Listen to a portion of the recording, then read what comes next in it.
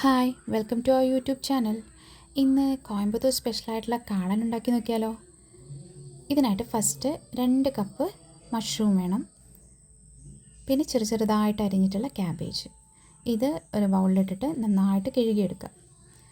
നന്നായിട്ട് കഴുകിയതിന് ശേഷം അതിലെ വെള്ളമൊക്കെ കളഞ്ഞിട്ട് മാറ്റി വയ്ക്കുക. ഇതിലേക്ക് കുറച്ച് മൈദ ആഡ് ചെയ്യണം.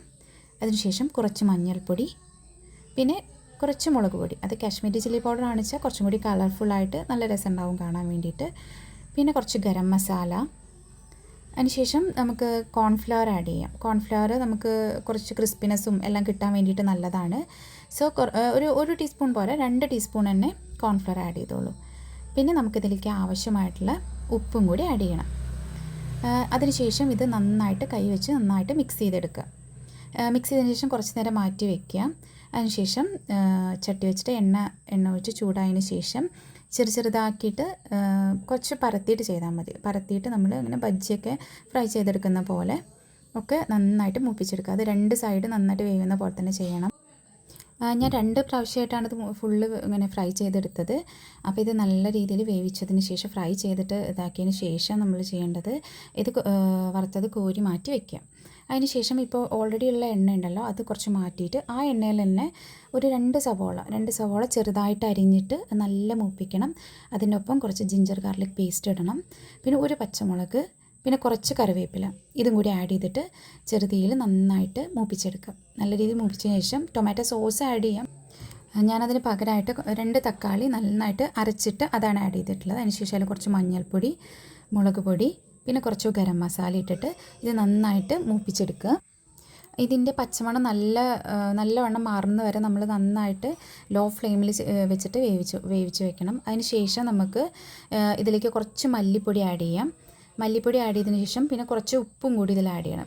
നമുക്കിതിന് വേണ്ട ഉപ്പ് മാത്രം ആഡ് ചെയ്തിട്ട് നന്നായിട്ട് മൂപ്പിച്ച് വേവിക്കുക. അതിനുശേഷം ഒരു ബൗളിൽ കുറച്ച് കോൺഫ്ലവറും പിന്നെ ഒരു ഗ്ലാസ് വെള്ളം ഫുള്ളായിട്ട് തന്നെ എടുത്തിട്ട് നന്നായിട്ട് കോൺഫ്ലവർ അതിൽ മിക്സ് ചെയ്യാം. മിക്സ് ചെയ്തതിന് ശേഷം നമ്മൾ ഓൾറെഡി ഇപ്പോൾ ചട്ടിയിലൊക്കെ വെച്ചിട്ട് എല്ലാം നല്ല ഇതാക്കി വെച്ചതിലേക്ക് ഈ ലിക്വിഡ് അതിലേക്ക് ഒഴിച്ചതിന് ശേഷം അത് നല്ല വേവിക്കുന്തോറും അത് നല്ല തിക്കായിട്ട് വരും. ആ തിക്കായിട്ട് വന്നിട്ട് നല്ല തിളച്ചതിന് ശേഷം നമ്മൾ ഇവിടെ ബജ്ജി പോലെ വെച്ചിട്ടുള്ളത് നമ്മൾ ചെറുതായിട്ട് കഷ്ണങ്ങളായിട്ട് പിച്ചി വെക്കണം. ഇതിങ്ങനെ തന്നെ കഴിക്കാൻ നല്ല ടേസ്റ്റാണ് കേട്ടോ. ഇതിങ്ങനെ പിച്ചിട്ട് എല്ലാതും ചെറിയ കഷ്ണങ്ങളാക്കിയിട്ട് മാറ്റണം. ഇത് വേഗം നമ്മളിനി ചട്ടിയിലേക്ക് മാറ്റണം. ആ ചട്ടിയിലുള്ള ലിക്വിഡ് ഫോമിലേക്ക് മാറ്റി കഴിഞ്ഞിട്ട് നന്നായിട്ട് ഇളക്കി കൊടുക്കുക. എന്നിട്ട് കുറച്ച് നേരം അത് നന്നായിട്ട് വേവുന്ന വരെ വെയിറ്റ് ചെയ്യാം. അത് വെന്ത് കഴിഞ്ഞാൽ അതെല്ലാം കൂടിയിട്ട് ആ മസാല എല്ലാം അതിലെല്ലാം പിടിച്ചിട്ട് നല്ല ടേസ്റ്റാണ് ഉണ്ടാവുക. അപ്പോൾ ഇത് ഒരുവിധം വെന്ത് ഉടഞ്ഞതിന് ശേഷം നമുക്ക് ഇതുപോലെ ഉണ്ടാവുക. അതൊരു പ്ലേറ്റിലേക്ക് മാറ്റിയതിന് ശേഷം നമുക്ക് കുറച്ച് ഗാർണിഷിങ് പരിപാടികളൊക്കെ ഉണ്ട്. അതിന് കുറച്ച് നമുക്ക് ഒരു സവോള അരിഞ്ഞാൽ മതി. ഒരു സവോളയും പിന്നെ കുറച്ച് മല്ലിയില, ഇത് രണ്ടും അരിഞ്ഞ് റെഡിയാക്കി വയ്ക്കുക. പിന്നെ ഇത് പ്ലേറ്റിലേക്ക് മാറ്റിയതിന് ശേഷം അതിൽ കുറച്ച് സവോള വെച്ചിട്ട് നന്നായിട്ട് ഗാർണിഷ് ചെയ്യുക. അതിനോടൊപ്പം തന്നെ നമ്മൾ മല്ലിച്ചപ്പ് കുറച്ച് അരിഞ്ഞ് വെച്ചിട്ടില്ലേ, ആ മല്ലിച്ചപ്പും കൂടി നന്നായിട്ട് അതിൻ്റെ മുകളിൽ വിതറി കൊടുക്കുക. അതിനുശേഷം അതിൻ്റെ മുകളിൽ പാനിപ്പൂരിയുടെ ബോൾസില്ലേ, അത് ചെറുതായിട്ടൊന്ന് ക്രഷ് ചെയ്തിട്ടിട്ട് കഴിഞ്ഞാൽ കുറച്ചും കൂടി ടേസ്റ്റ് ആയിരിക്കും. അവിടെ പാനിപ്പൂരിയുടെ ബോൾസ് ഉള്ളത് അതിന് മുകളിൽ ഇങ്ങനെ ഗാർണിഷ് ചെയ്തിട്ടാണ് നമുക്ക് തരുന്നുണ്ടാവുക. അപ്പോൾ അതും കൂടി ഇട്ടപ്പോൾ നമ്മുടെ കാണാൻ റെഡിയായി. അപ്പോൾ എന്തായാലും എല്ലാവരും ട്രൈ ചെയ്തിട്ട് എങ്ങനെ ഉണ്ടായിരുന്നു എന്ന് കമൻറ്റ് ചെയ്യൂ. നമുക്ക് ഈവനിങ് ടൈമിലൊക്കെ ചെയ്യാൻ പറ്റിയ നല്ലൊരു റെസിപ്പിയാണ്. എല്ലാവരും ട്രൈ ചെയ്ത് നോക്കിയിട്ട് പറയൂ കേട്ടോ.